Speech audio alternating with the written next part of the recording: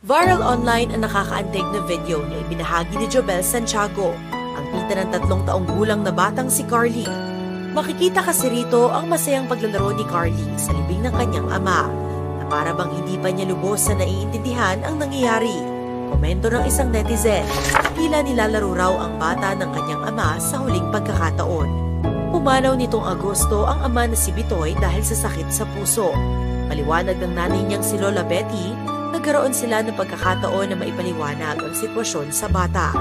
Una na rin kasing pumanaw ang lolo ni Carly, 2 taon lang ang nakalilipas. Nakita niya kami nung nag-hysterical ako kasi nakita ko yung anak ko. Siyempre yung natural po na reaksyon ng bata, nagugulat, tapos bakit daw ako umiiyak, hindi pa siya nabuburol sa bahay. Meron siyang kwento sa amin na nakita niya yung daddy niya kasama daw po yung asawa ko. Kaya saan? Diyan sila, walk.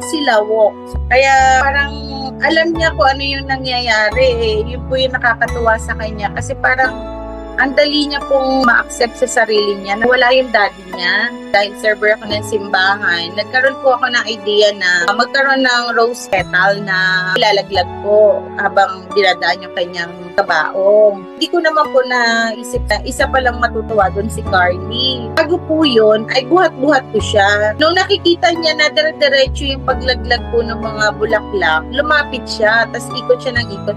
May 2 anak si Bitoy. Si Carly ang panganay at ang 1 taong gulang na si Carl naman ang bunso. Ayon kay Lola Betty, malapit ang loob ng mga anak ni Bitoy sa kanya. Kaya mahirap para sa kanila tuwing namimiss ng mga bata ang kanilang ama. Ang pinakamahirap na part yung gabi-gabi. Magkakasunod na gabi po yun. Lagi niya sinasabi na umiiyak po siya, tapos hinahanap niya yung daddy niya kasi miss niya ng daddy niya. Pag tinanong mo po siya, inasan ba si daddy? Sasagot po siya na, sa heaven.